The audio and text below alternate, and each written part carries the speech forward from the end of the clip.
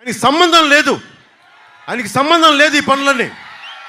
సినిమాకు సంబంధించిన యాక్టరే, ఆయనకి ట్రేడ్తో సంబంధం లేదు. అలాంటి వ్యక్తిని వైఎస్ జగన్ మహేష్ బాబు గారిని, ప్రభాస్ గారిని, ముగ్గురిని పిలిచి అందరూ ఆయన ముందు చేతులు కట్టుకోవాలంటే జగన్ ముందు. జగన్ దిగొచ్చాడా? నాకు సరదా కాదు, నేను మీకోసం మాట్లాడుతున్నా. నేను దాదాపు 70 కోట్ల పైన ట్యాక్స్ కట్టాను, ఇన్కమ్ ట్యాక్స్ కానీ జిఎస్టీ కానీ. నా సత్తా అది.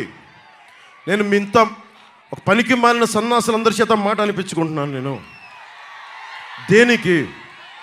దేనికి నా కష్టాల్లో ఉన్న మనిషికి భుజం కాయడం నాకు నా ప్రవృత్తి. అది జగన్కి దోచేయడం ప్రవృత్తి ఎట్లాగో, చనమల శెట్టి సునీల్కి పార్టీలు మారటం ఎట్లాగో, నా కష్టంలో ఉన్న మనిషికి నిలబడటం అలా. నాకు మీకోసం పవన్ కళ్యాణ్ అనే వ్యక్తి ఎందుకు వస్తాడు?